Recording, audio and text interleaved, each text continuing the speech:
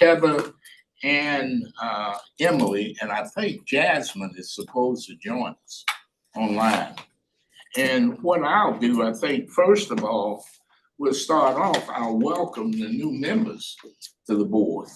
And let's do it this way. Let's start with you, Dr. Sadler, on this end and go around and everybody just introduce themselves. Yeah. Thank you. Thank you, Mr. Whiteside. So I'm Adrian Sandler, and a developmental pediatrician in Asheville since 1994. Previously, Chapel Hill and Duke, we were just discussing our earlier ties with Duke. I am here because I'm at this point,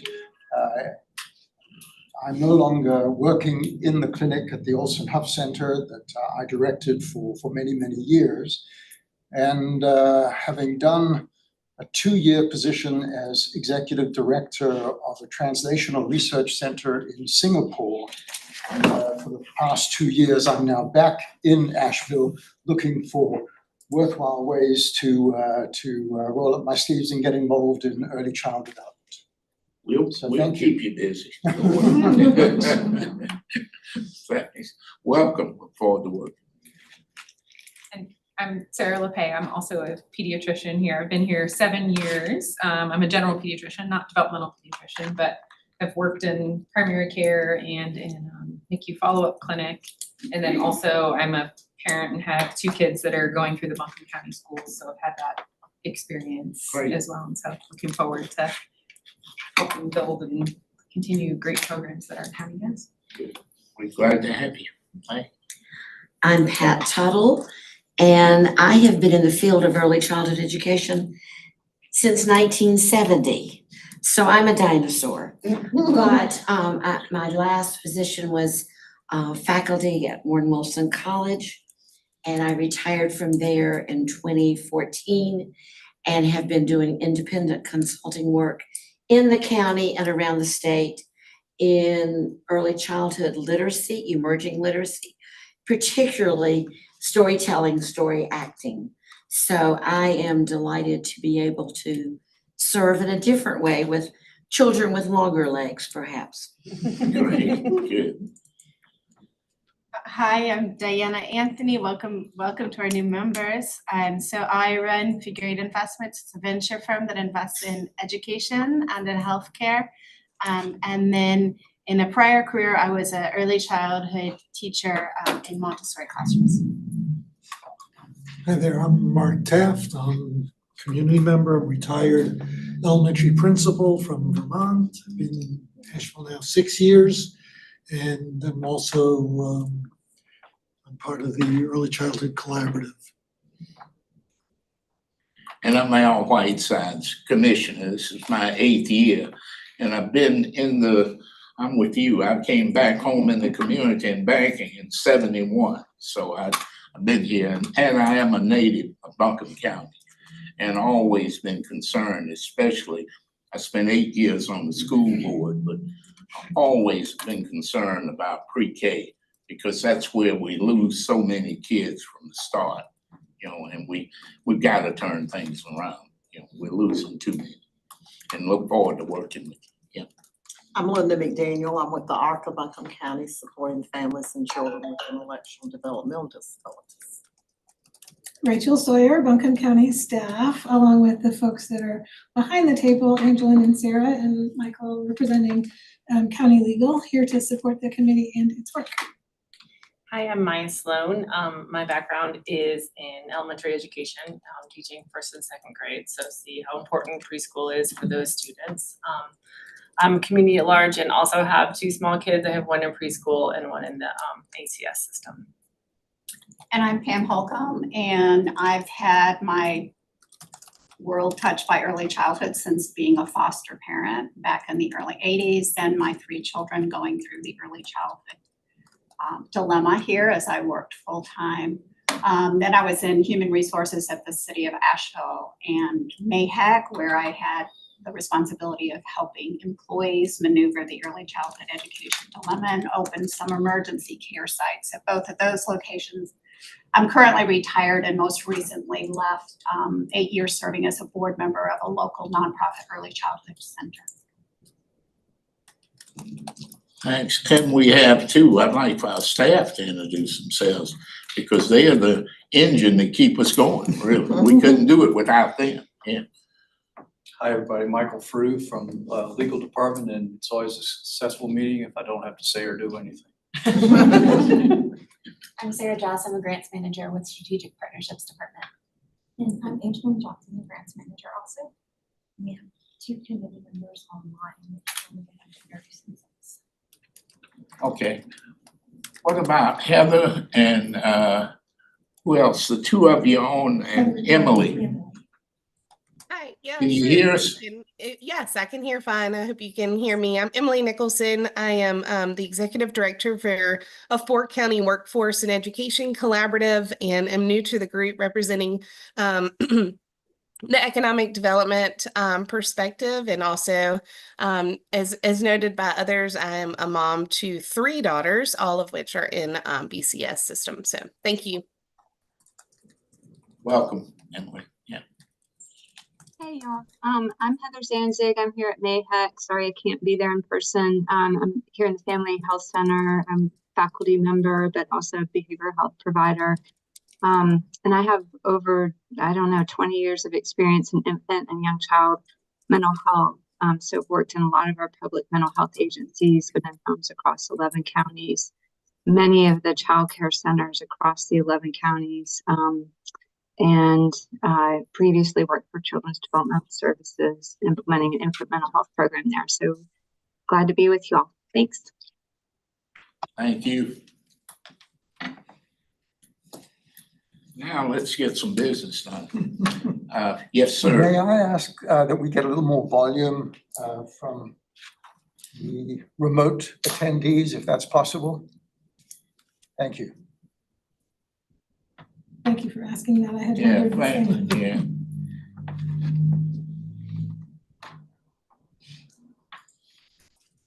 yeah.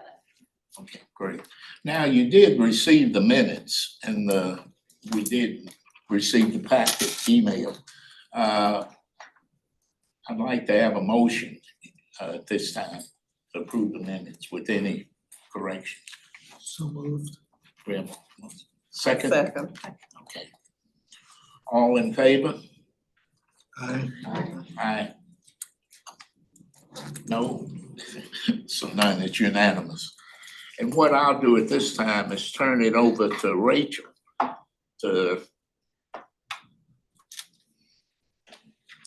We've got a couple of items on your old business agenda. One of them is grantee updates. Specifically in this room, we've been talking about a couple of different, 3 different organizations that have received funding that have had special circumstances over the last few months. So beginning with Buncombe Partnership for Children, this specifically is mentioned because of their pre-K expansion grant, the NC Pre-K expansion program. We gave it a partial grant and then had some creative problem solving to do with the organization to figure out how to take their original proposal and fit it within the confines of the partial award that the committee was able to afford. We had a subgroup of this committee, and I wrote down the names and then didn't keep my sheet of paper, so I'm gonna ask Angela to remind me. It was Martin, Diana, and Maya. Yes, so thank you to Martin, Diana, and Maya for meeting with us and staff and Buncombe Partnership for Children as we talked this through. And the update is that Buncombe Partnership did receive a grant from Dogwood Health Trust, and they also were able to carry forward by underspending on the federal award. So they are nearer to being able to carry out the project as initially proposed. So we're not in contract with them for their FY25 award yet for the project that begins as of July 1, but we're quite close and feeling good about where that project is. Community action opportunities is the second one to hear an update about, and the reason they're on the list is that's the group that operates Head Start.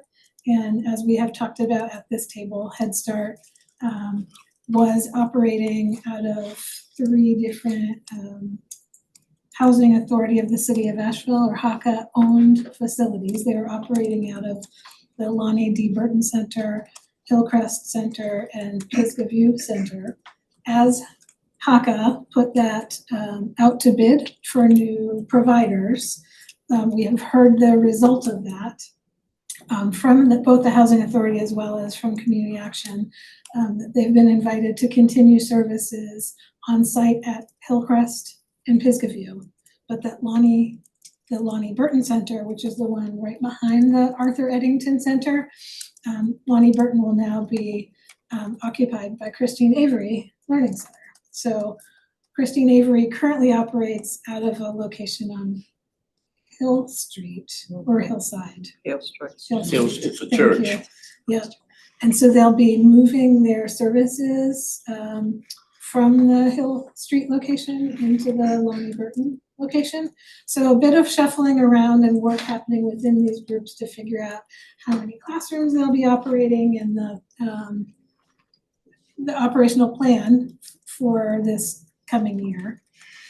Christine Avery will not be moving its services from St. Mark's. That's one of their locations where they operate. They will continue there, which is on Merriman Ave.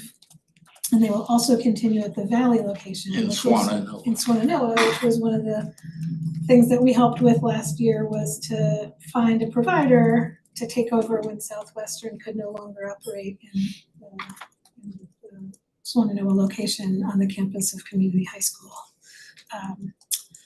So last thing about Christine Avery, we did provide some emergency funding support or off-cycle funding support to make that possible when they took over the services. And we had a subcommittee that supported that work as well. We've been continuing to receive financial reports and are happy to let you know that financially the program is looking good in terms of profit and loss from the revenue that they collect through childcare subsidy and the child nutrition program and the parent fees that they've instituted. So going into the new year in a healthy financial place. The question I have is, now that Lonnie Burton is not being used for Head Start, does that lower the number of Head Start slots we have? It likely will. We've got a upcoming conversation with Head Start to hear what their counts of classrooms and slots will be.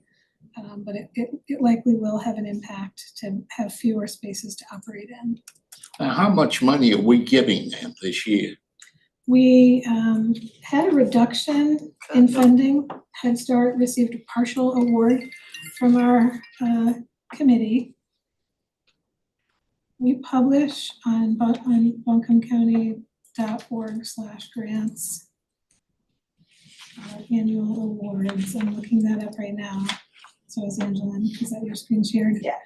If you would scroll up.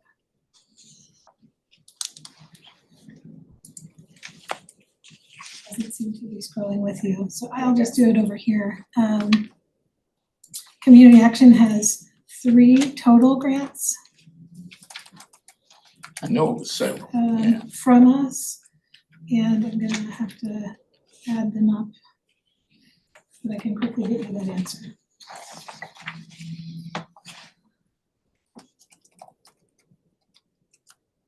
Can you zoom in, please?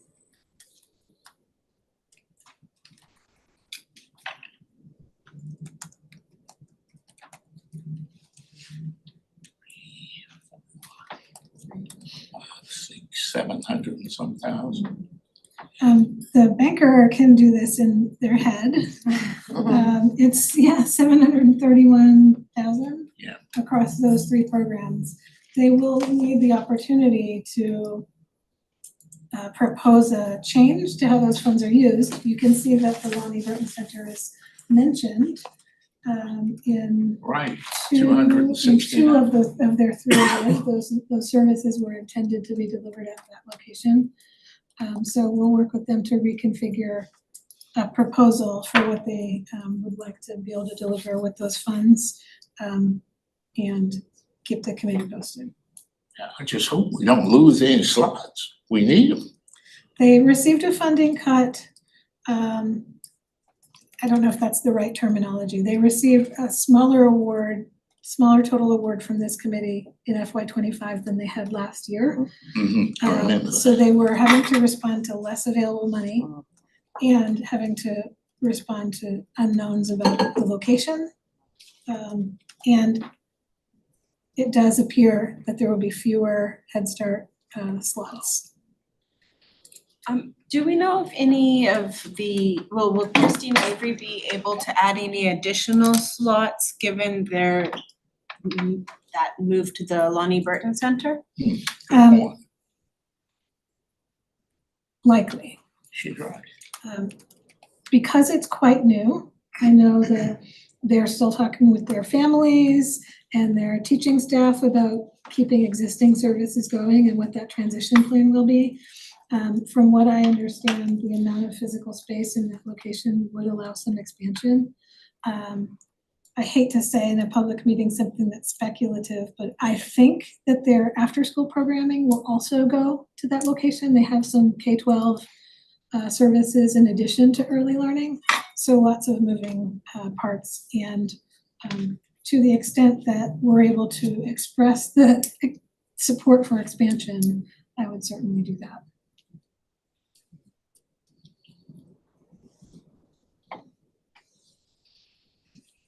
So lots to keep up with. Moving parts. And I have another item that staff has included in your packet for old business, which is the funding carry forward. There's nothing to be discussed necessarily, although I'm happy to respond to questions. The bottom line from this spreadsheet that we're giving you is that we have a current available balance of just over 78,000. So that means if we had an emergency or unknown situation to come up over the course of the year before we get next year's allocation, we do have some to work with. We show the work of how we got here, and if you would scroll to the lower part of the page, this has been something the committee has wanted to see in the past. Were there any funds reverted? It's the unspent 24 grant awards that I want to look at. So FY24 is our fiscal year that ended as of June 30th.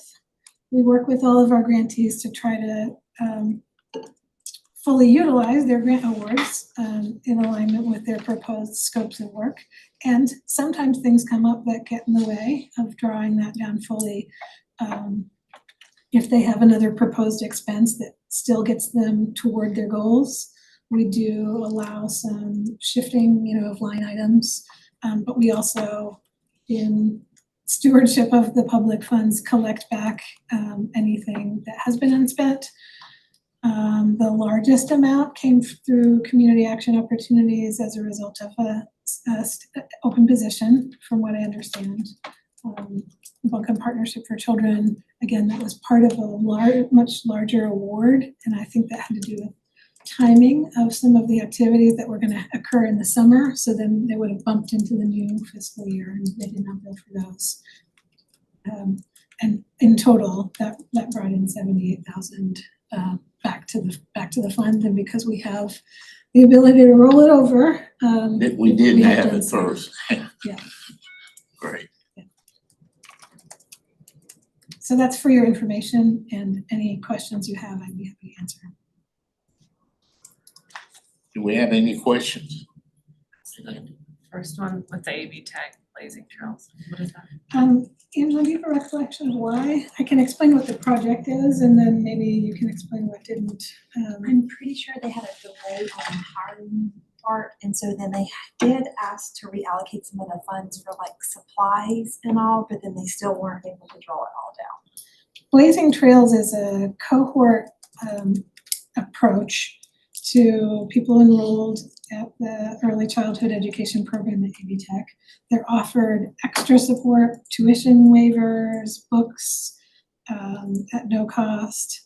And with that, they also participate in extra activities with their peers and then with the coach to try to remove barriers. I think they also might have some funding for emergency needs that come up within families that are trying to participate in their coursework,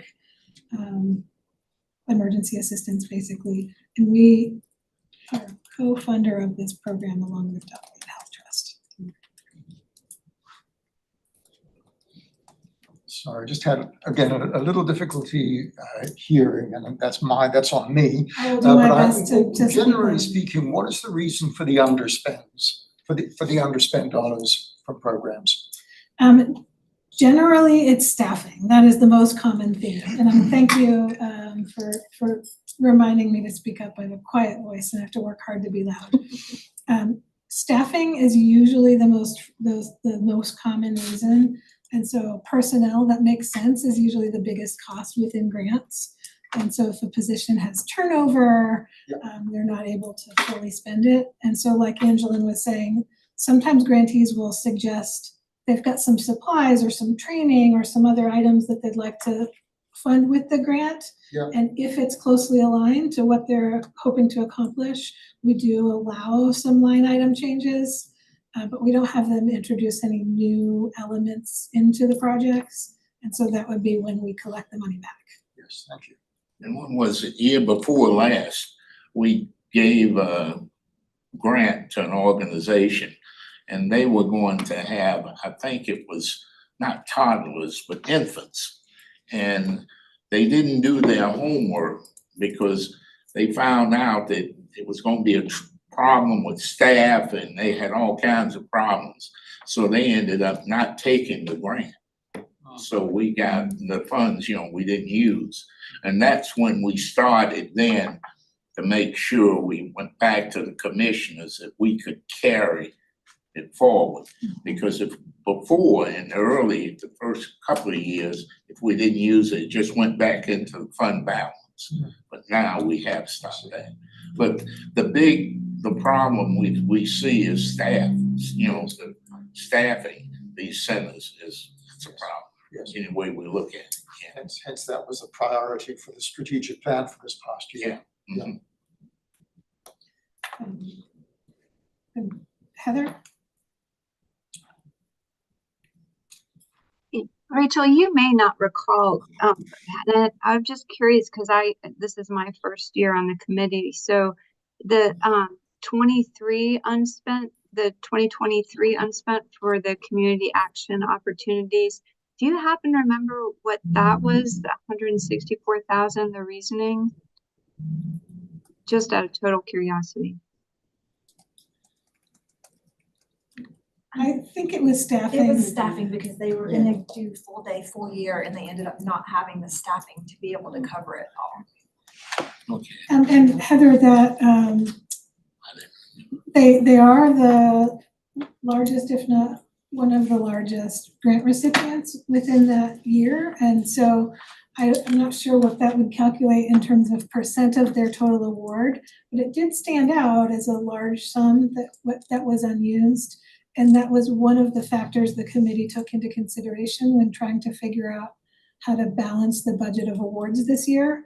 And that was one of the considerations that led to a partial award for FY25. Thanks, that's really helpful for history.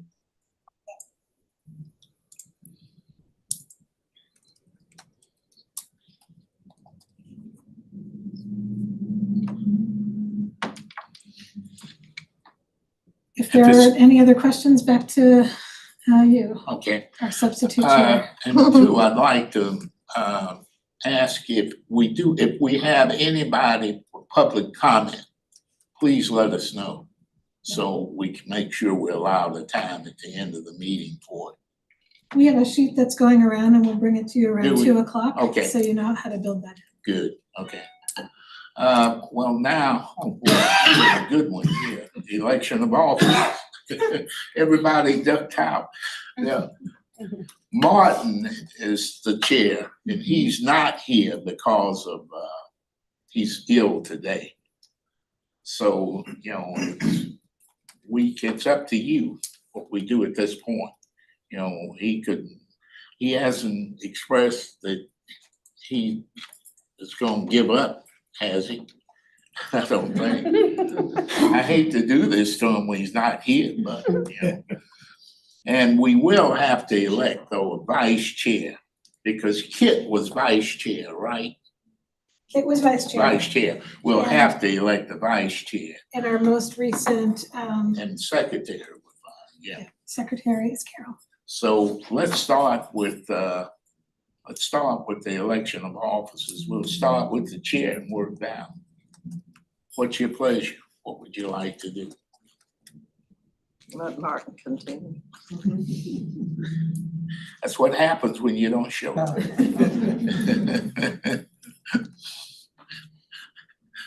Okay, we don't have any other nominations then. Well, is it unanimous that Martin will remain chair? Yes. Yes. Okay, good. Well, we're throwing Robert's rules I'd like of to order. propose that he also be vice chair. Can't do that? We won't do that, no. But now we do need nominations, though, for vice chair or volunteers. Do it either way. Don't everybody speak at once. Didn't Dr. Sandler say he was retired? I'm sort of semi, yeah. Is this just a 1 year? Yeah, we vote every year, yeah. Put me down if Mark can come to meetings more reliably. Okay. Do we have a motion to move on that one thing? That was my motion. Oh, it was, okay. Al, if you want to collect the slate and do one vote for all three, I think that I've seen that in the past. Yeah, I would. Just do it for all three? Sure. Okay, and the secretary, If you'll have me, I'd be happy to. you're not going anywhere. Okay, let's vote then. We'll vote on all three. If you'll read, who's taking the minutes? Should I exit for this vote? Okay, So it would be a motion to approve Commissioner Martin Moore as the chair, Dr. Adrian Sandler as the vice chair, and Carol Steen as the secretary for this committee. okay. Can I just ask, is it customary that a new member to the committee might actually take an officer role like vice chair? I mean, I don't want to. It's nothing against it, no. Okay, all right. No. I really am a novice with regard to the business. Well, even though we look at it that way, but if you look at the members of the committee, and we've done a good job of being deliberate with that, it's people who understand what we're doing, yeah. Typically, our chair role is held by one of the three members of the county commission. County commission. And typically vice chair is from the rest of the committee body. And their role is essentially to fill in when the chair is unavailable, so in facilitating a meeting.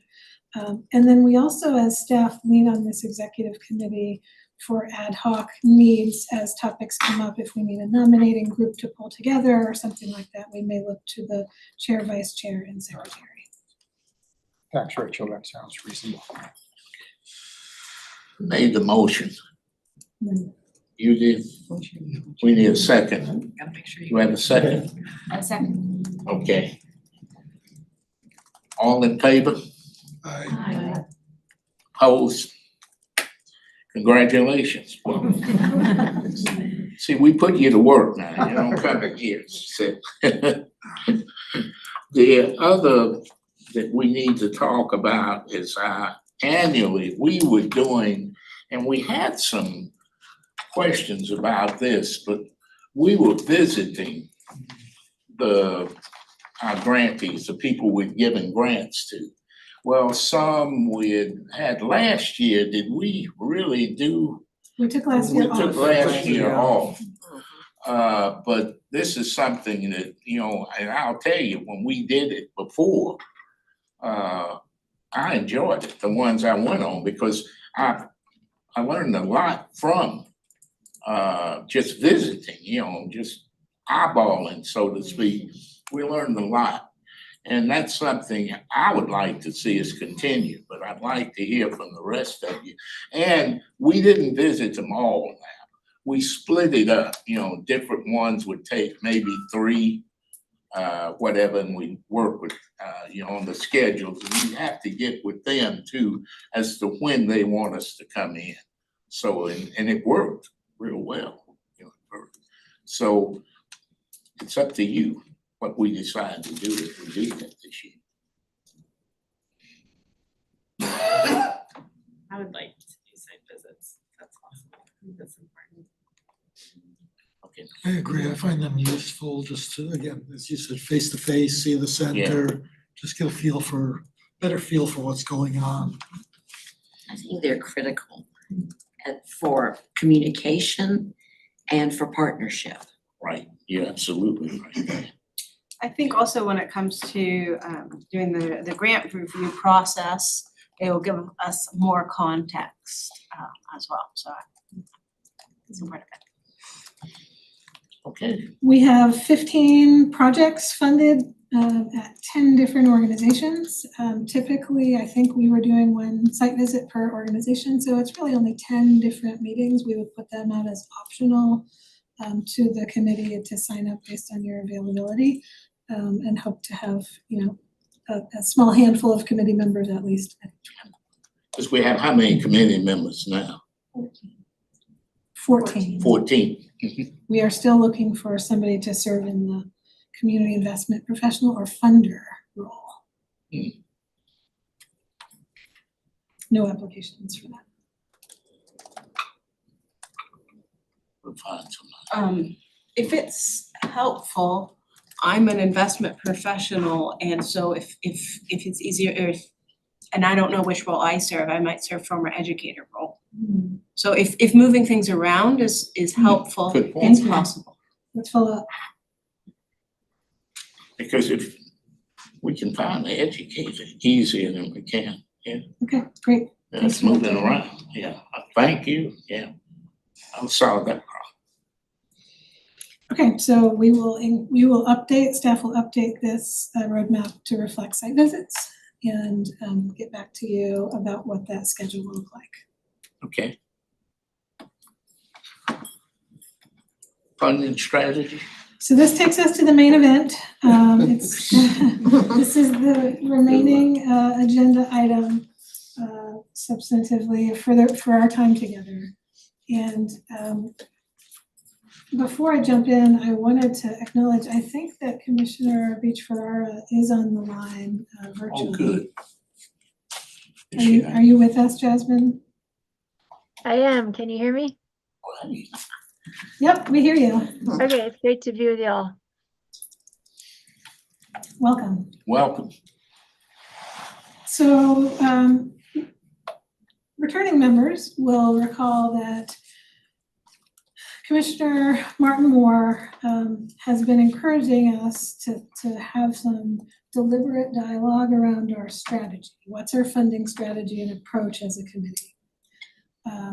What has having a local early childhood fund done to help our community so far, with as many different needs and competing priorities as exist within this field of infant through pre-K, early care and education? How can we, as a committee responsible for this roughly $4 million a year, best steward that and best invest it to make the best difference toward the goals that we want to see in early care and education?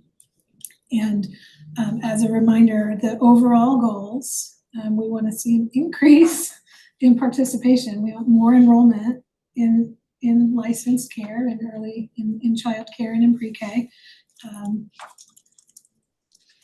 Because of the outcomes for those children developmentally and educationally, because of the outcomes for their family with workforce access, and in alignment to the county strategic plan around kindergarten readiness. But it's a big, complicated system, and it's hard to know how to best invest our resource. And in order to have that conversation, we're proposing for you a 4-session series. And this sort of mirrors what we did last year with workforce. We felt like that was a pretty useful opportunity to use the off time. We're not busy making grants right now, so it's a time to sort of do a deep dive on a topic. So here we are in August 2024. We will bring you today a look at early care and education, try to provide some explanation about licensure. That came up at a recent meeting, like who licenses and how do you get stars and how does quality fit in, and data in terms of that point that you were making, Commissioner Whitesides, about like losing slots. How many slots do we have? What does enrollment look like? So I'll share some data and some kind of grounding and framing context today. In September, at our next meeting in session 2 of this 4-part series, more information coming your way. We really want to look at how early care and education is paid for, look at subsidy and NC Pre-K and the Head Start, these other publicly funded, public dollars that are going into care, and then private, how much are families paying for care? When we think of this starved system, trying to get a sense of just like what all money is in and how does our local dollar or local investment fit in with all that, and what have we been able to see in terms of results from the investments to date. And then really trying to pass to the committee for a lot of substantive conversation in sessions 3 and 4 of this series, so that in October and November, engaging members of this committee to look at what are the pros and cons to different approaches. So for example, funding classroom-based, like putting money in operational classrooms versus investments that go across the whole system and help all providers. Or pros and cons of specializing in pre-K and doing 0 to 5 versus tailoring, specializing versus being general with our investment. So we'll give some ideas about what kinds of investment considerations exist and those get batted around a little bit. And then going into November, really talk about what makes sense, what's rising to the top for this group about what kind of investment strategy we see for this committee. And the reason that it goes through November is by December, we're going to be opening up our grants for FY26. Next slide. So today, here's a look at what we've included here. And I'm going to start out with some of the regulation. And we'll just go ahead and jump right down into it. If you have been around this field, you've heard people say DCDEE. That's the Division of Child Development and Early Education within another acronym, NCDHHS. This is really important that we understand who DCDEE is as an agency and what they do. The point it makes for me is what a state system this is, early care and education. It's not a county-led system. We're participating in a system that is very much state-led, definitely from the regulation perspective. So their website gives a list. Should I continue? That was someone's Okay. like AI bot that was recording. So the website lists 3 things that this state agency focuses on: health and safety, quality, and access. There's a slide about each one of these explaining how they do that. So health and safety comes first. And this is from the public website for DCDEE. And what stands out here is the licensing and monitoring, as well as technical assistance. Although we build a lot of that technical assistance at the local level as well. That's some of the work that we fund through our local Smart Start agency, Buncombe Partnership for Children. Quickly, we'll just touch on the second slide of what DCDEE does, which is quality.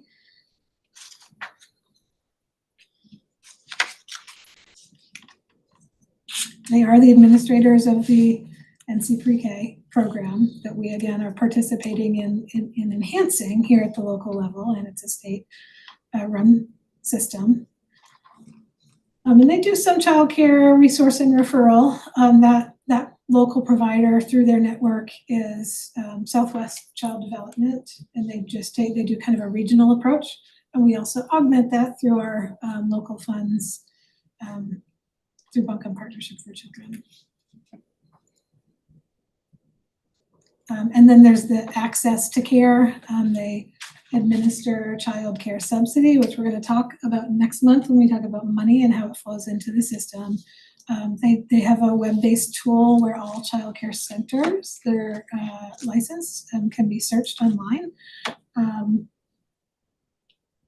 then they have some additional collaboration and funding roles. So I put that there not to go into much depth about each one, but to really reflect that there's a robust amount of work happening at the state level in terms of health and safety, quality, and access to childcare. So on the next slide, oh, go ahead. Does DCD determine the number of slots for each county? They determine the number of NC Pre-K slots, so that's a specialized program that comes with money to pay for the slot. They also, through assistance with the legislature and then that other group that was mentioned, the Child Care Commission.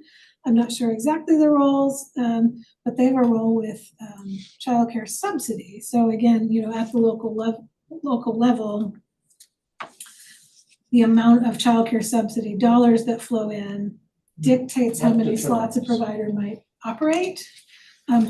It's really how many slots exist in a community does seem to be highly dependent on a way to pay for those slots, on a way to pay for the slots, on the funding. There are physical, facility constraints. We've talked as a committee before about, could we just get more spaces? Build more buildings where childcare could operate. And that's a piece of the puzzle, but only a piece of the puzzle, because it's expensive to operate childcare. And there also has to be people in the classrooms to staff it, which was one of the reasons that we had that focus. We had providers that were limiting their hours, limiting their number of classrooms they open, et cetera, based on not having enough workers in the slots. So I just gave a long, complicated answer to convey what determines how many slots we have as a community is partially subject to what happens at DCDEE and partially subject to all these other levers. One of the questions too I have goes back to when I was on your board at the ARC. But is it easier now for people to find a slot if they have kids with disabilities? Because at one point, majority of them didn't even accept kids with disabilities. And behavioral issues. Yeah. I will take that as an open question that I don't necessarily have the answer to today. And maybe that can be part of what we dig into next month, like this subpopulations. I similarly had a question more around a couple cycles ago, we had talked about during the workforce crisis and organizations trying to hire, was this the entity that was sort of a little bit delayed in getting those criminal background checks back in a timely way? And so they were losing some talent, during the recruitment and selection process because there wasn't enough resources dedicated to that turnaround for criminal background checks? Sort of. DCDEE set the requirements for what a criminal background check needs to include. And one of the components of that is fingerprinting.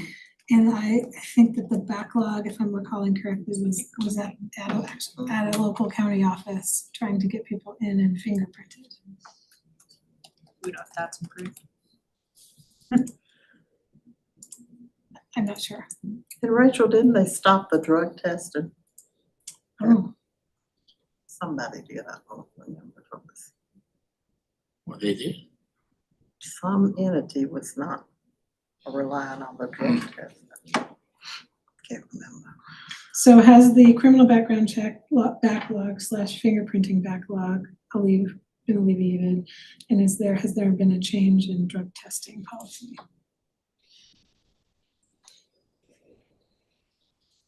And for the newer committee members, I would say, that question around the selection process or the challenge that they were facing actually came up in a site visit. And so I think the site visits are actually very helpful in hearing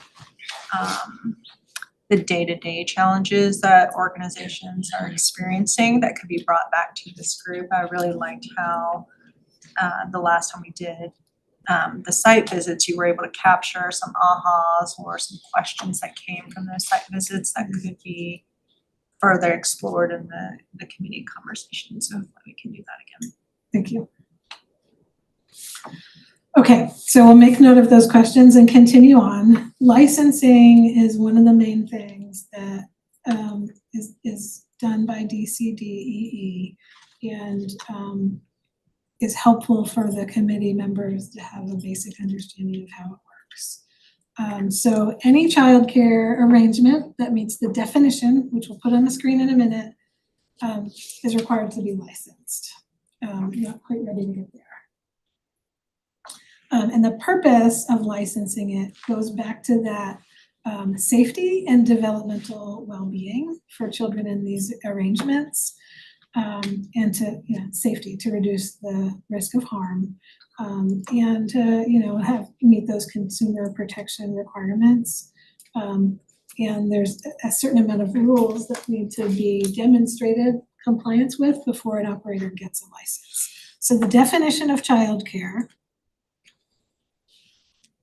This language might feel comfortable and familiar to our attorney. I think it came straight out of general statute, so it's like a mouthful. And we looked at, can we summarize this and make it more concise and easy to understand? But we thought, let's put the full complete definition out here and give you a second to take that in.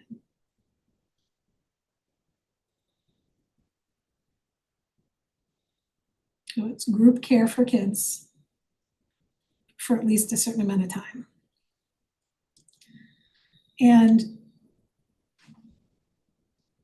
it says 13. So some that you've noticed in some of our data that we've shared before, sometimes we get, so children less than 13, sometimes we get those 5 to 12-year-old data mixed in with the 0 to 5 data. The scope of this committee's work is that early care, so pre-kindergarten, the 0 to 5. And so sometimes we have to be careful to make sure we're looking at the right data. They do license after school programs as well. If it doesn't meet the definition, just quickly, I'll share this caveat, it doesn't have to be licensed. So you might have seen drop-in, like a morning drop-in program that isn't licensed, and it's not because they're doing something illegal, they just don't meet the definition for the number of hours. It has to be 4 or more hours a day. And so there are some arrangements that are exempt from having to be licensed. They use a star rating system.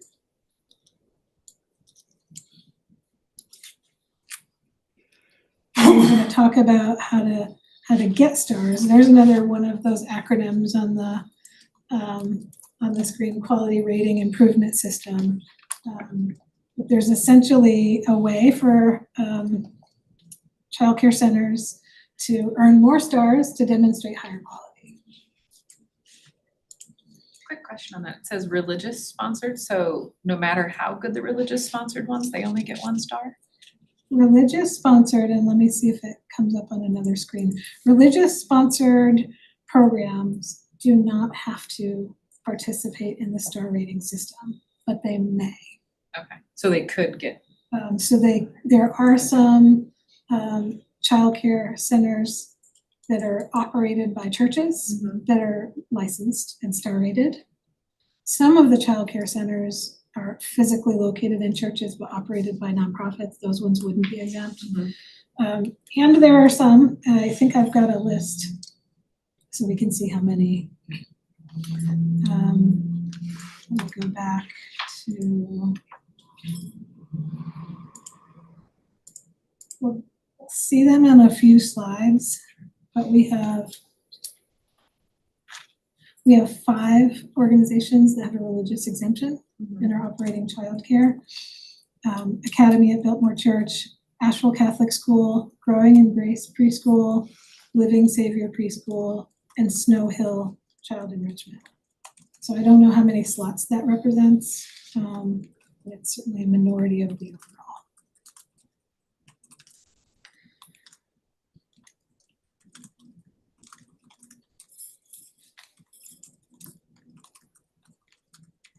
And programs that want to participate in the child care subsidy program, the voucher program, have to have at least 3 stars.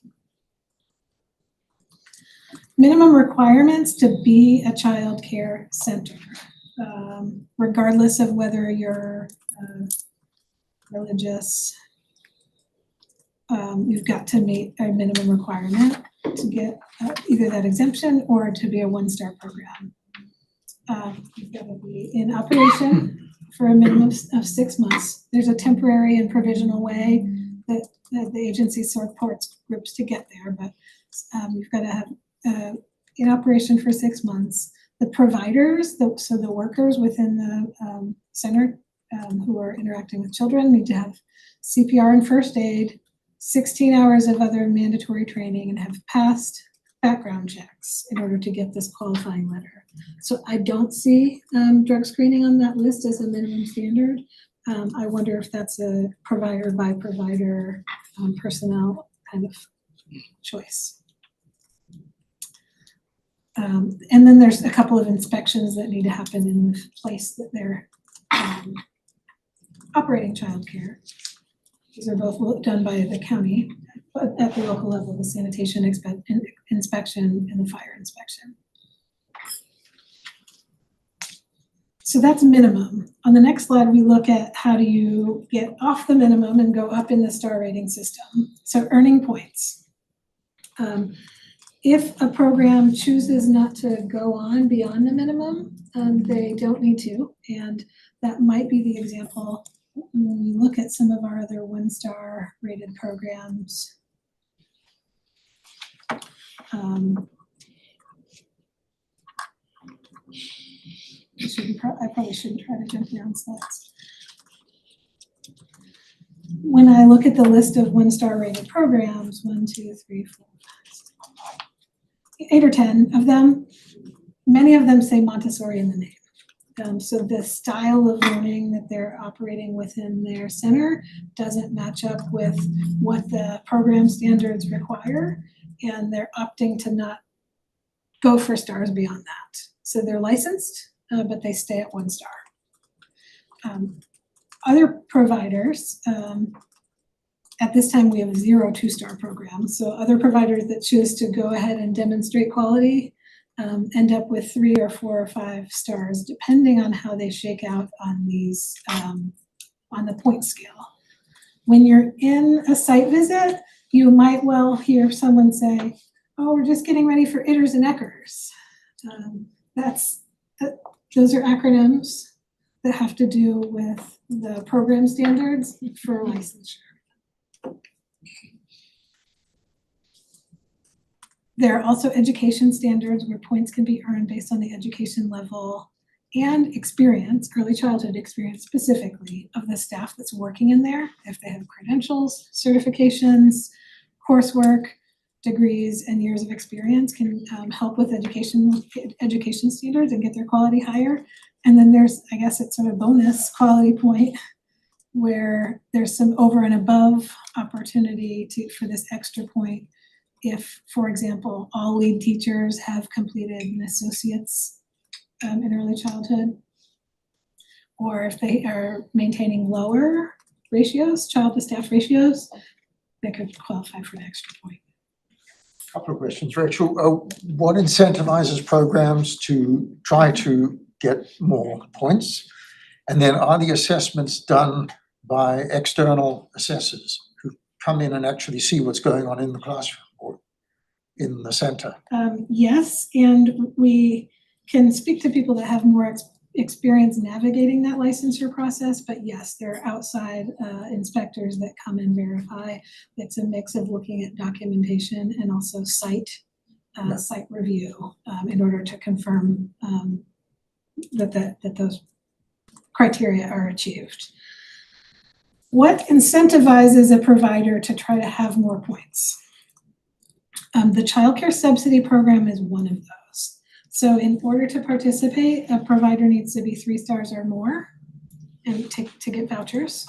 And the reimbursement rate is higher at 5 than it is for 4 than it is for 3. So that's one built-in incentive. In theory, in a self-actualized system where there's plenty of childcare to go around, parents might also choose based on quality. So an incentive might be to draw in private pay or other parents that are willing to enroll their kids. I say in theory because we have a shortage of slots and parents are very often glad to find whatever place they can find to possibly enroll. So I don't know how strong as an incentive that is today as it might be in theory. And one thing that's interesting to think about is we haven't been thinking a lot about star rating when we're addressing the grant making process. And I think that'd be an interesting conversation to have, is it where are our grant dollars most effective? Is it in helping a 3-star program, get to 4 or 5 stars, or is it really making sure we support our programs that already achieve 4 or 5 stars? Mm-hmm. Well, what I'm hearing, there's some that just wouldn't qualify to get to that next level, like the Montessori schools wouldn't necessarily be trying to achieve. Qualify or opting. So on the far right column, it shows 9 1-star programs that exist within our community. When I glance at the list, many of them have Montessori in the name, so that's definitely a theme. I would have to get somebody that works in that discipline to explain why it doesn't seem like a great alignment to the way the program standards are written. And then there's a handful of others that are not Montessori that are 1-stars. I'll say their names, maybe they'll be familiar to you all. There's one called Kitty Academy of Asheville. There's a Spanish Academy of Asheville, and there's one called Lee Academy of Asheville. In addition to many Montessori's, Asheville, Black Mountain, Blue Ridge, Discovery, Julia Street, and Footprints. I also wonder if some of those are accredited through NACE or some other accrediting body. And don't opt to do the state because of the burdens of the regulations. Yeah, thank you for mentioning accreditation. That's one of those like legislative things that we watch. There has been some conversation about kind of like a substantial equivalent, that if a group can go through an accreditation process from an accrediting body in the field that's reputable, which I think there are 2 basic ones that do it, could that be a replacement for participating in the licensing process, and they would get an automatic certain level of star rating. Are there any Montessori programs that do have the 4 or 5-star rating? Don't know, but I'll write that down and research it. We'll look into that.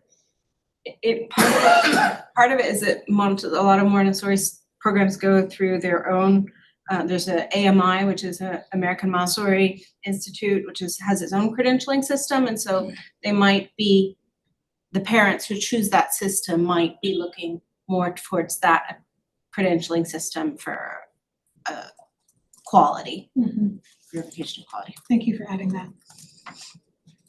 So we have 93 licensed childcares. And these slides all say 0 to 5 at the top.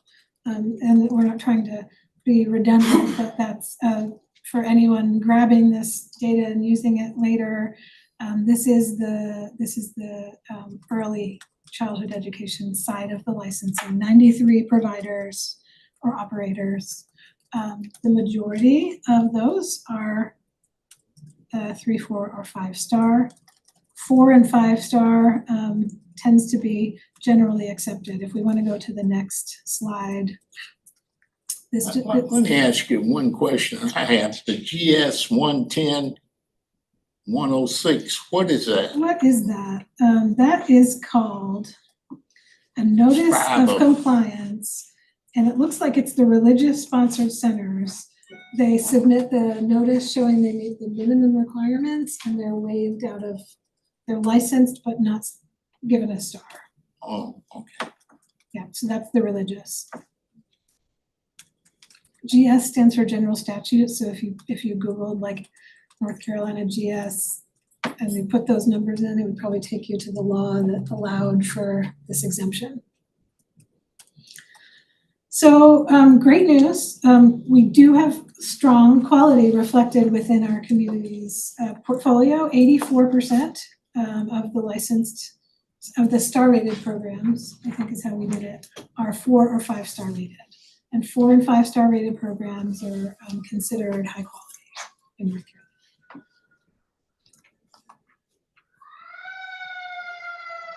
And there's a lot of data on this slide. The takeaway for me is that we've seen a lot of increase in quality over time. So this has been a real focus of the state's work to increase quality, and that is reflected. If you looked at Bunkum's like teal line, we were averaging 3 stars 20 years ago, and we're averaging 4 stars at this time. There are some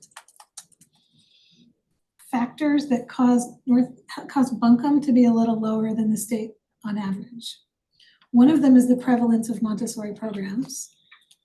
We tend to have more 1 stars than some other communities proportionally. And then we have some family childcare homes, multiple, that essentially choose to get a 3 or a 4 star only and don't aim for higher because of the environmental rating scale assessments and the way they're really tricky in a home setting, a family childcare home setting to achieve. So again, when we pick like what are the most urgent things within our early care and education system to try to put our local efforts into moving the needle on, quality overall is not one of our primary problems. Do we have the data that correlates having the 4 or 5 star program with better outcomes in the kids? Good question. Yes. Yeah, like how much does it matter to get from a 4 to a 5? Or... Okay. Where my mind goes to in response to that is I know we have some research studies that we look to that provide evidence of the benefits of high quality programming, how that correlates to star rating. Yeah, it's more about that star rating, I wonder. Yeah.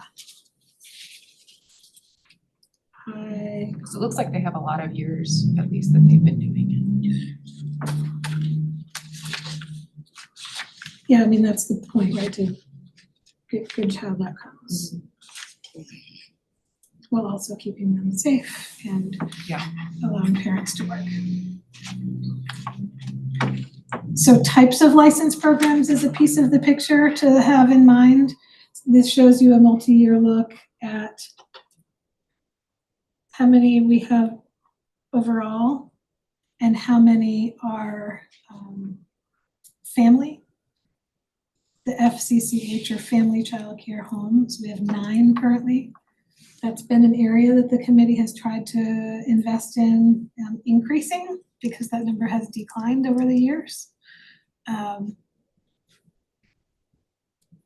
for a variety of factors that we could dig into later, it's a tricky one to try to get much growth in, but that is an opportunity.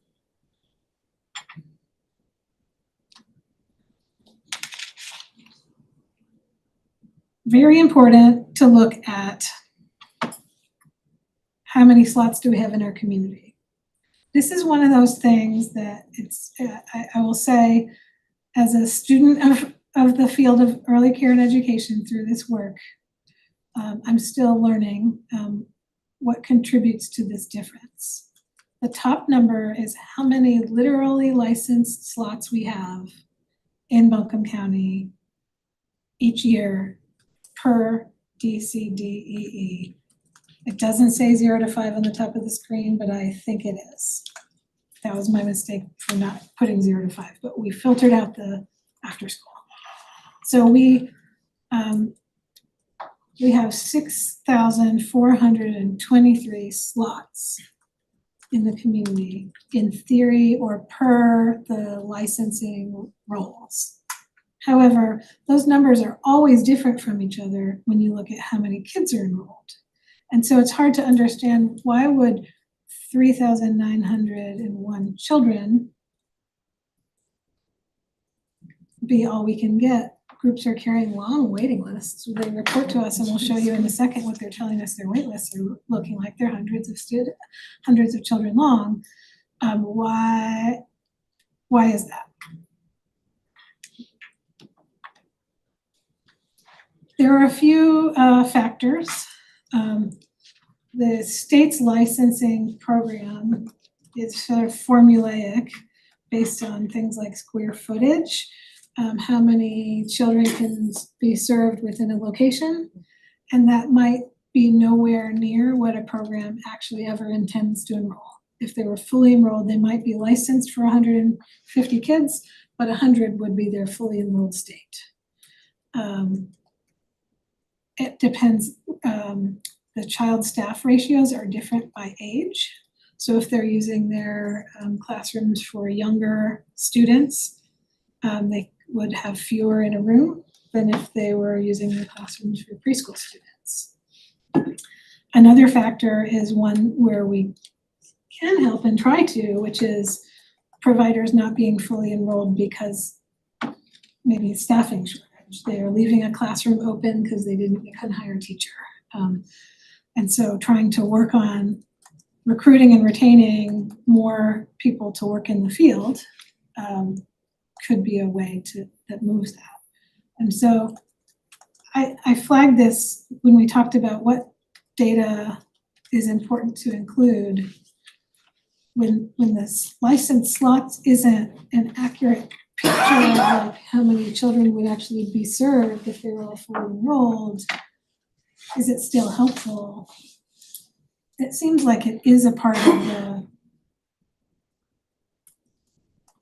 it's part of the information that we take into consideration. And I don't know of another proxy. We want more slots in our community so that more kids can be enrolled. I'm gonna leave that for a second and look at the next slide and then maybe pause and see how this is landing. So we look at, I still remember Carol's remark about like ways that this could account for population, but when we were doing the strategic planning conversation, we've come up with a percent of population enrolled. So we look at the blue and yellow bars are how many kids are in our community in that age range, and how many of them are enrolled in licensed care. And we come up with a percentage it's 30% in 2024 of infants through pre-kindergartners are enrolled in care. So we could account for population size fluctuation by aiming to see this number grow.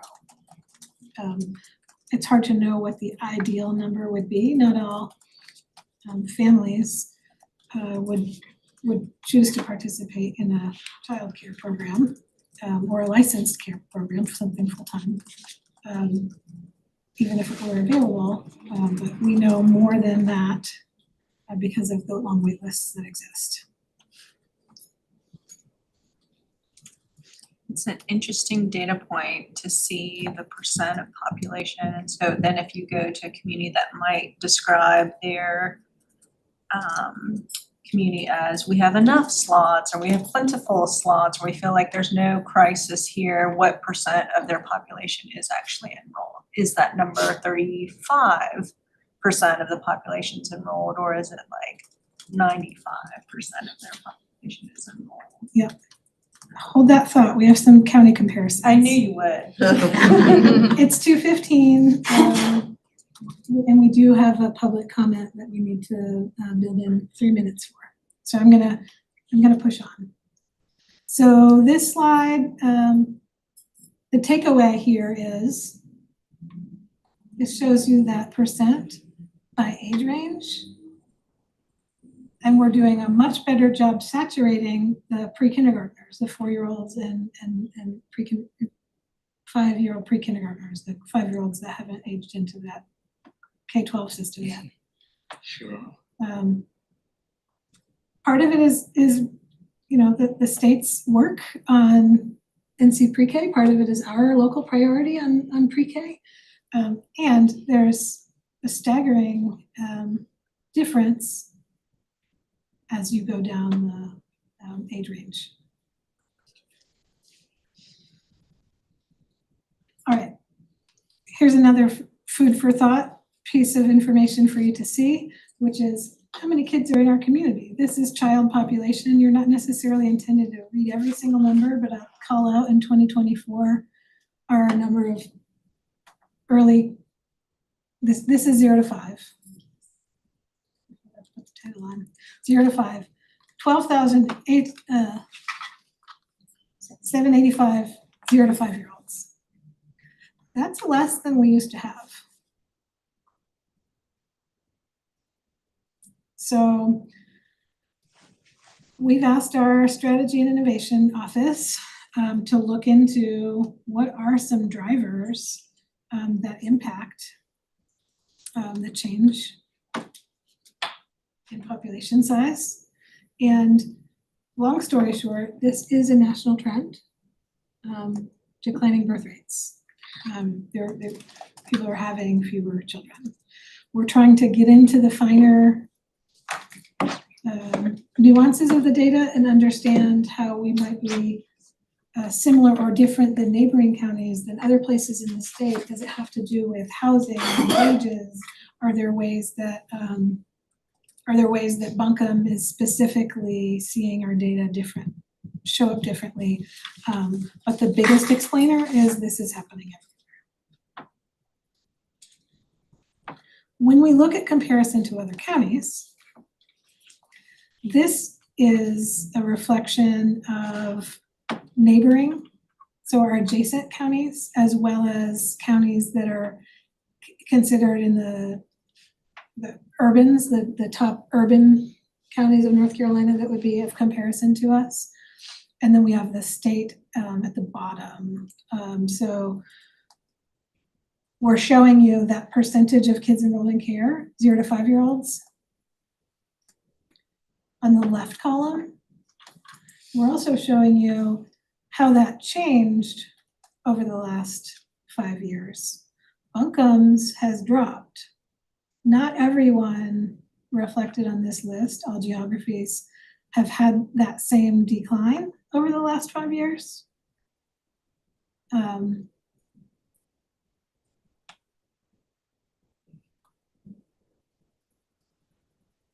The percent of children enrolled in care statewide is under 14%. It's as high as, in these comparison counties, 35% in Wake County. So what can we learn from Wake County as we look to move this needle? Continuing on for the sake of time, workforce is an important part of the picture as well, and we do see an uptake in the workforce. So this is moving back in the right direction. The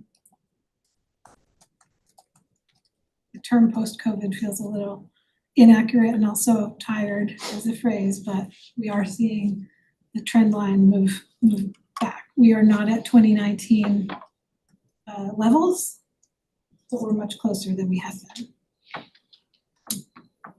The last portion of these slides, which I'll move through quickly, are the surveys. You might remember we gave our funded providers a survey at the beginning of the year and then at the end.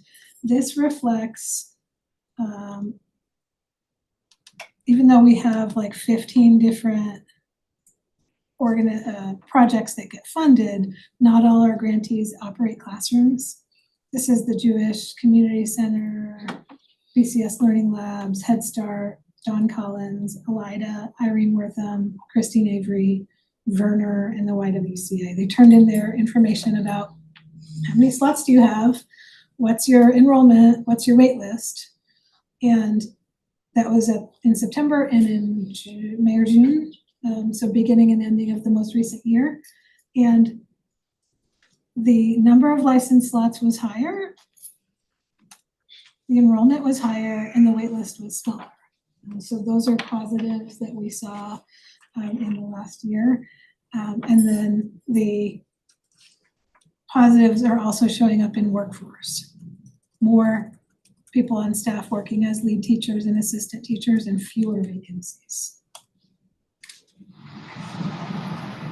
We will report back to you about student demographics. We know it's important to this committee to make sure that students that most need the services are participating in the programs. We've included it here for your reference because it came from the survey, and we're going to come back to it in a future meeting. And this is the look at demographics when we compare it to the general population. So I will look at students that are white.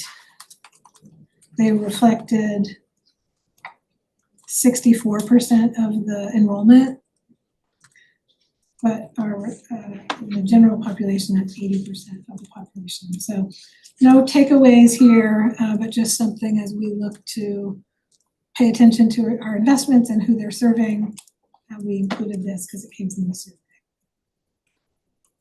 So I want to bring some closure to this. It's 2:21, and we need to leave our 3 minutes for our public comment. I told you would be a lot of information sharing from this direction to y'all. I'm glad that you chimed in with questions as we went, so we could make note of those and come back to them. Next session, we'll try to have a little more balance, but we want to give you a lot of information about funding, how early care and education is paid for, and the impacts of our investments, and as well as context. The context articles, we send them out periodically when there's something of interest, and they've tended to be bad news articles about funding cuts.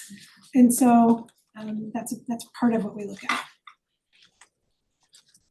Before we close, are there any other brief comments or questions? Just one sort of procedural one. So a question sort of came up during the presentation, and I could be in touch with you individually by email about specific questions. I didn't know if it would be of whether the committee is used to discussing these things as a group. Got it. Thank you for that procedural question. So you're participating in a committee that's a public government committee, meaning when we gather a quorum of us together, it's in an open public meeting. Even if it's on email. So we don't tend to, between meetings, talk amongst ourselves as a group. And we're thought partners kind of working in the same space, and it's completely appropriate for you to bounce ideas off others within the committee and with staff. So I would encourage a meeting to hear what ideas and questions are churning for you. Yeah. And that can help us better tee the big agenda up when the group comes back together.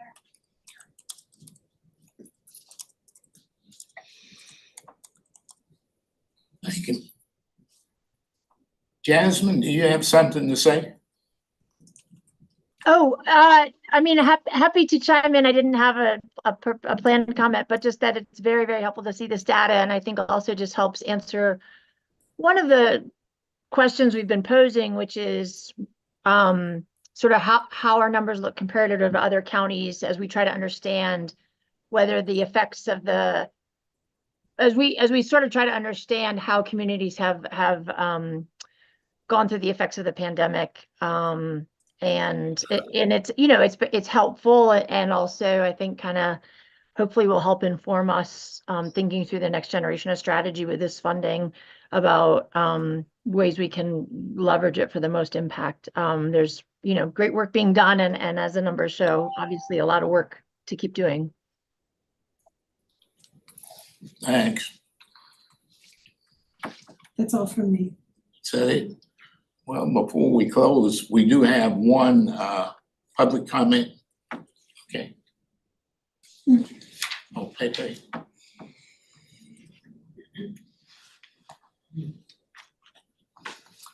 Is this an appropriate spot? Yeah, it's 3 minutes and I'm timing. Okay, thank you, Al. My name is Pepe Acebo. I currently serve as PTO co-president for the Asheville High SILSA Education and Career Academy parent-teacher organization.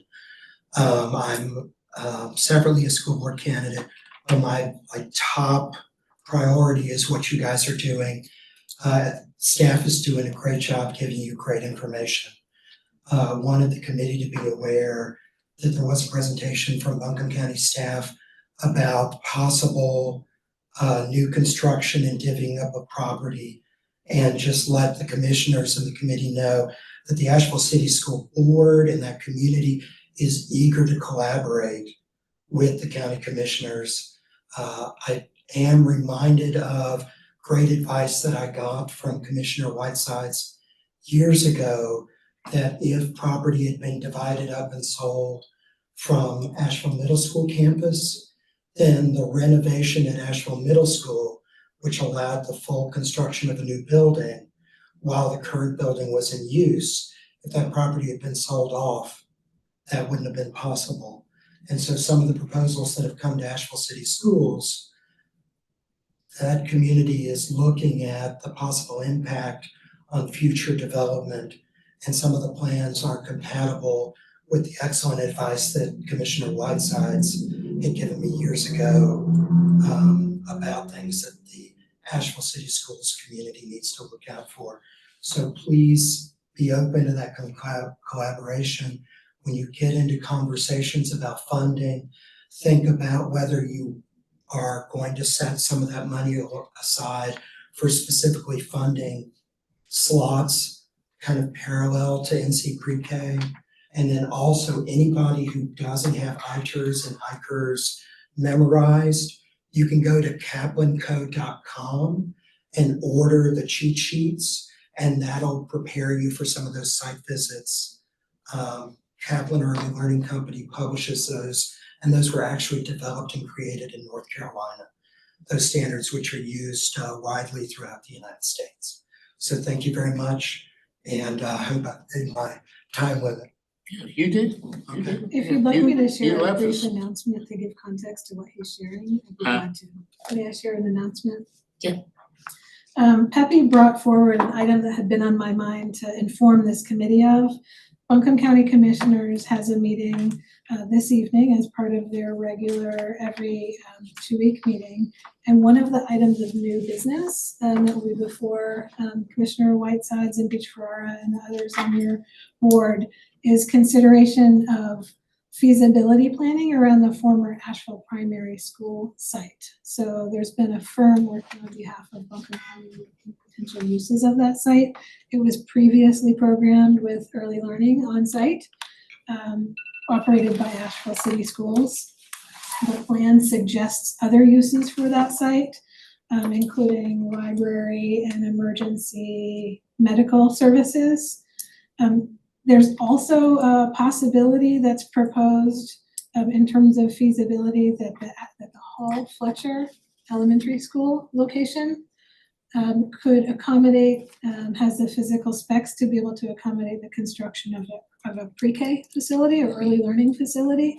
That's not something that is coming out of this committee or has been discussed at this committee as of yet that I'm aware of, but it is something that happened from that architectural feasibility planning perspective that has an intersection with early care and education. And one of the things we're still looking at, and we're getting ready for our new strategic plan for the next 5 years, we have not given up as commissioners yet on universal pre-K in Buncombe County. Because when you look at workforce and everything else, that's critical. And I still remember when I was working, losing good people because families, if two were working in the household and they have 2 small kids, it's cheaper for one just to stay home, because if you're working for the pre-K. And that's just a reality of what's going on. Well, we did it. Thank you for a good presentation, and thank everybody for coming out, because with who we have online, I think we have all of we might be missing one person for the 14, so it's a good turnout. Looking forward to working with you. Thank you. Thanks, everyone. And the commission meeting is in here